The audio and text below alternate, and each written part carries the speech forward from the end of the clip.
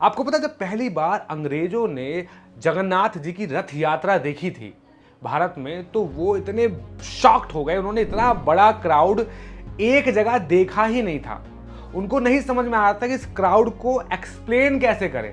तो डिक्शनरी में एक नया वर्ड ऐड किया गया, जगरनॉट। जगन्नाथ जी की रथ यात्रा का क्राउड देख के इतना बड़ा क्राउड था। आपको बता दूं, मार्वल की कॉमिक्स में एक सुपर विलन है जो बहुत पावरफुल है, जिसको गोलियां नहीं लगती, जो दीवार में सर मारे तो दीवार टूट जाए, जिसको कुछ होता ही नहीं है। उसका नाम भी जगरनॉट रखा गया था। तो बेसिकली ये जो वर्ड है जगन्नाथ जी की भक्तों की रथ यात्रा को देखकर बनाया गया था और फिर लेटर डिक्शनरी में भी ऐड किया गया। तो है ना इंटरेस्टिंग फैक्ट। ऐसे ही आपको 10 इंटरेस्टिंग फैक्ट जगन्नाथ जी के टेंपल, जगन्नाथ जी से रिलेटेड शेयर करूंगा, कुछ अपने किस्से भी बताऊंगा। आपको बहुत मजा आने वाला है। अगर आप जगन्नाथ जी के भक्त और जगन्नाथ जी के बारे में जानना पसंद करते हैं तो ये वीडियो तो आपके लिए ही है। तो सब्सक्राइब कीजिए, चैनल को लाइक कीजिए, वीडियो में कमेंट करके बताना आपके क्या पर्सनल मूवमेंट है जगन्नाथ जी से रिलेटेड। क्या आपके घर में जगन्नाथ जी के डीटीज हैं? आपको कब पता चला था जगन्नाथ जी के बारे में पहली बार? चलो शुरू करते हैं। तो फैक्ट नंबर 1, जगन्नाथ जी का जो टेंपल है वो जितना टॉल है, बताया जाता है कि एक 45 स्टोरी बिल्डिंग जितना वो लंबा है। भाई बनाने वाले ने इस तरीके से बनाया है कि वो बड़ा भी नहीं लग रहा और स्टिल बहुत पावरफुल भी है। चलिए आपके साथ फैक्ट नंबर 2 शेयर करता हूं। आपको पता ही है कि जगन्नाथ जी का जो मंदिर है उसके टॉप के ऊपर जो फ्लैग है, ध्वज है, वो रोज बदला जाता है। कुछ मान्यताएं ऐसी भी हैं कि अगर एक दिन भी गलती से भूल हो गई और वहां के पुजारी ने ध्वज नहीं बदला तो 18 साल के लिए मंदिर बंद हो जाएगा। कुछ लोग 18 साल भी बोलते हैं, कुछ लोग कहते हैं एक दिन के लिए बंद किया जाएगा। अच्छी बात यह है कि ऐसा कभी हुआ नहीं। जो भक्त लोग वहां पे रहते हैं वो बहुत डेडिकेटेडली, बहुत ही पैशनेटली भगवान की सेवा करते हैं, इसलिए किसी भी तरीके से डिले आज तक देखा नहीं गया। अच्छी बात है, जय जगन्नाथ। फैक्ट नंबर 3, जगन्नाथ जी का जो मेन टावर है, मेन टेंपल है, उसकी कभी शैडो ही नहीं बनती। सूर्य किसी भी तरफ क्यों ना हो, चाहे एकदम टॉप पे दाएं बाएं, उसकी रोशनी से मंदिर के मेन टावर का कभी शैडो ही नहीं बनता। बड़ी इंटरेस्टिंग बात है। हालांकि मैं बहुत बार जगन्नाथपुरी गया हूँ, मंदिर गया हूँ, मैंने तो ध्यान से तो नहीं देखा, बट इंटरेस्टिंग बात यह है कि अगली बार जब जाऊंगा तो इस चीज़ को भी देखूंगा कि क्या शैडो बनती है। फैक्ट नंबर 4, जगन्नाथ जी के जो पहले डीटी हैं वो इंद्रदुम्न महाराज जी के समय काल में बनी थी। ये एक बहुत महान राजा थे और स्वयं भगवान विश्वकर्मा इनके राज्य में आते हैं और एक बूढ़े कारपेंटर के रूप में जगन्नाथ जी के विग्रह को बनाते हैं। ये फैक्ट पता था आपको? कमेंट करके बताना। फैक्ट नंबर 5, जगन्नाथ जी के जो डीटीज हैं वो रैंडमली ऐसे नहीं बनाए जाते। कोई पत्थर से, लोहे से, सोने से, गोल्ड से ऐसे जगन्नाथ जी के डीटीज नहीं बनाए जाते।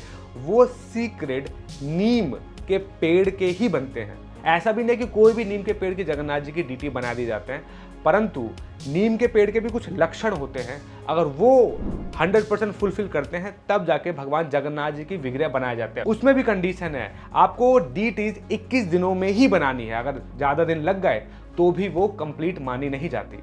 तो बहुत ही टारगेट बेस, सिलेक्टिव बेस ही डीटीज बनते हैं जगन्नाथ जी के।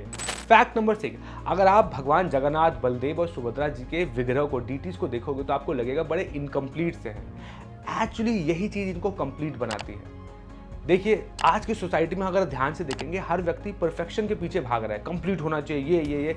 इस चक्कर में कई बार छोटी छोटी चीज़ जो देखने में इनकम्प्लीट सी लगती है उसको डिसरिस्पेक्ट करता है या रिजेक्ट कर देता है। और जगन्नाथ जी अपने इस इनकम्प्लीट रूप से, जो कि एक्चुअली में कंप्लीट है, इससे संदेश देते हैं कि हर चीज़ में परफेक्शन मत ढूंढो, इनकम्प्लीट भी अपने आप में कंप्लीट है, नेचर का पार्ट है, उसको भी स्वीकार लेना चाहिए। जगन्नाथपुरी टेंपल के जो डीटीज हैं, बलदेव, सुभद्रा, जगन्नाथ जी, ये हर 8, 12, 19 साल में बदले जाते हैं।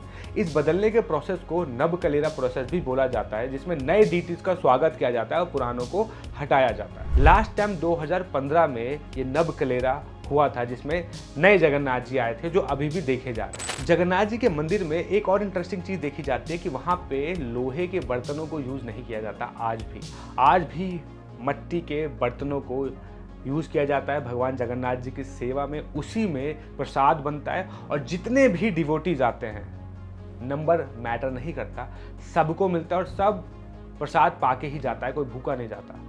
जय जगन्नाथ जी। मैं तो हर बार जाता हूँ, खूब खा के आता हूँ। ये तो सच है कि मेरे केस में तो मैं बहुत अति ही खा के आया हूँ, जितनी बार भी गया हूँ, और लेके भी घर आया हूँ बहुत सारा।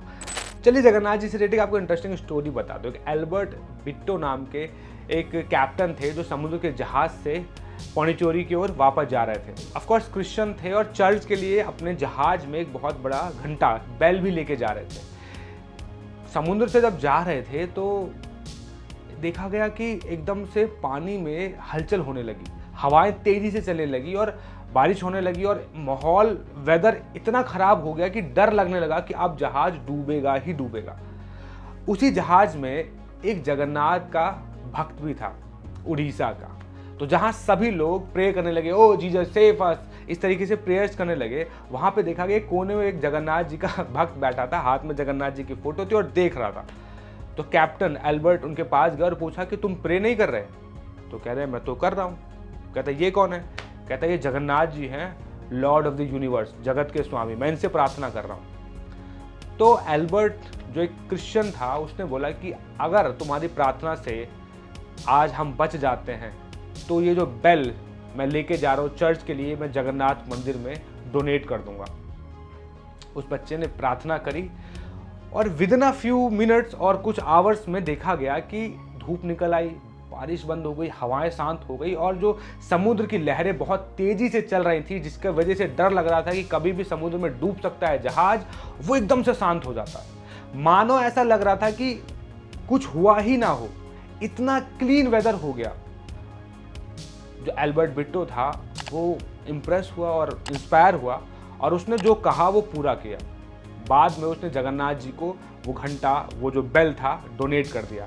आज भी उड़ीसा के म्यूजियम में वो बेल देखी जाती है। तो जगन्नाथ जी ने अपने भक्त के साथ साथ पूरे जहाज में डिफरेंट रिलीजन के लोगों को भी बचा लिया और ये भी बता दिया कि हम अभी हैं, और जब हम हैं तो टेंशन नहीं है। फैक्ट नंबर 10, जगन्नाथ जी के अगर मंदिर जाते हैं तो उसमें 22 सीढ़ियाँ हैं।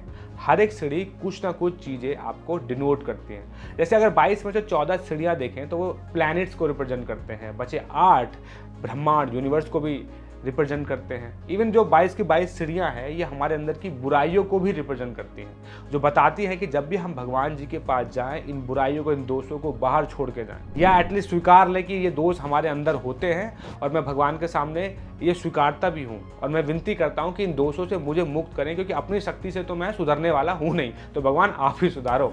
जिस तरीके से कंस को घूसे घूसे मारे ना, कुछ मेरा भी कर दो।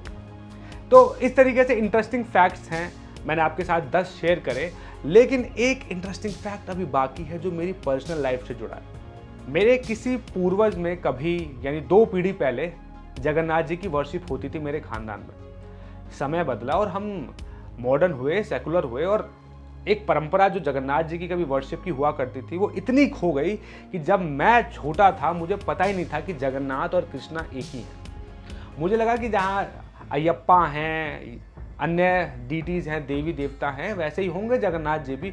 मुझे लिटरली जगन्नाथ जी के बारे में पता नहीं था। तो 2 पीढ़ी में इतना चेंज आ गया था कि जहाँ जगन्नाथ जी हमारे खानदान के मुख्य देवता हुआ करते थे और हमारे वहाँ पठ लगा करते थे, उनकी वर्शिप होती थी, मेरे आते आते लॉस्ट कंप्लीटली। और फिर मैं इस्कॉन से जुड़ा और जगन्नाथ जी के बारे में पता चला, ग्रेजुअली थोड़ा बहुत उनके बारे में जानने लगे, पढ़ने लगे। और घर वालों को जब मैंने बताया तो फिर मम्मी ने मुझे बताया कि अरे इनकी तो वर्शिप नानी ने भी कभी, दादी ने भी थोड़ा बहुत किया है। मतलब दादी के समय तक थोड़ी बहुत बची रह गई थी, डैड के समय तक आते आते ख़त्म हो गई, और मेरे तक आते आते पता ही नहीं था कि ये डीटी भी, ये कोई भगवान भी है।